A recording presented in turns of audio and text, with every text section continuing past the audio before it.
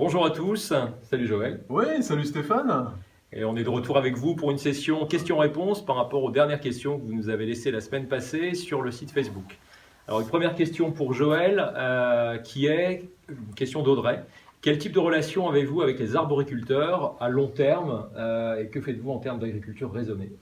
C'est une relation très soudée, très long terme, puisqu'en fait, on garantit, et ça c'est un modèle qui s'est raréfié en France, on garantit un prix sur plus de 10 ans à des arboriculteurs qui vont planter des arbres, donc ça veut dire obtenir des fruits dans 5 à 7 ans. On va leur garantir 15 ans un prix, ça va leur donner une pérennité, ça va les encourager à pérenniser chez leurs enfants aussi l'agriculture.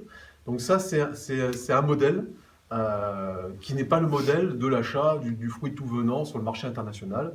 Et c'est pour ça qu'on connaît bien nos fruits, c'est parce qu'on connaît nos arboriculteurs. Deuxième question qui s'adresse toujours à toi Joël, tu as de la chance aujourd'hui. Moi, je suis noté. Une question d'Olivier. Vos produits sont-ils bio, sans pesticides, sans engrais chimiques et sans produits douteux rajoutés? Alors, une partie seulement de notre immense verger est en cours de conversion en bio. Et ça, c'est déjà un énorme, je dirais, potentiel pour Saint-Mamet demain.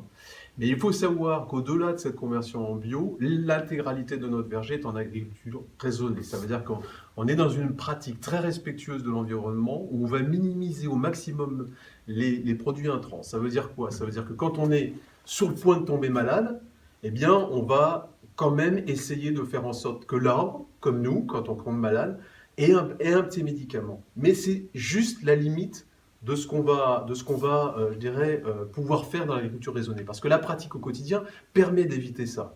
Hein, là, on en a déjà parlé dans le passé, mais le fait, par exemple, d'induire l'arbre d'argile l'hiver pour éviter de mettre des produits dessus, ça fait qu'il va s'auto-protéger.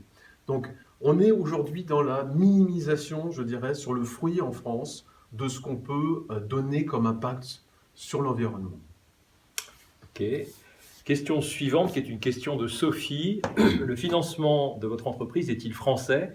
Les bénéfices restent-ils en France? Alors la réponse est oui, aux deux questions. En fait, pour rappel, l'histoire du rachat de Saint-Mamet, c'est que nous sommes quelques cadres dirigeants issus tous de l'agroalimentaire.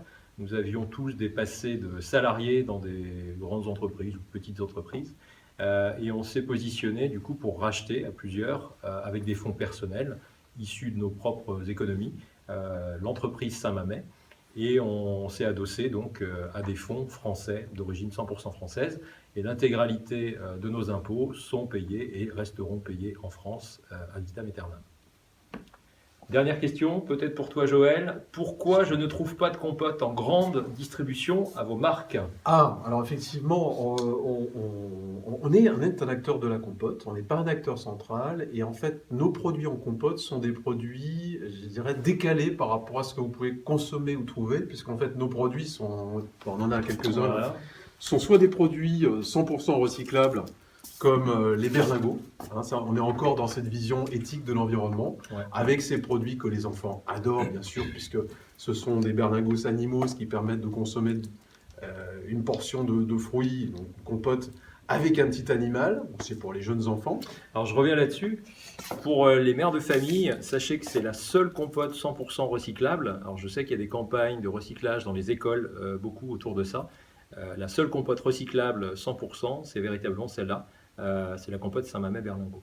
Respectueuse de l'environnement, puisqu'elle est aussi, les cartons qui permettent ces emballages sont issus de forêts protégées qu'on appelle FSC, et donc qui sont elles-mêmes replantées quand on utilise les arbres de ces forêts.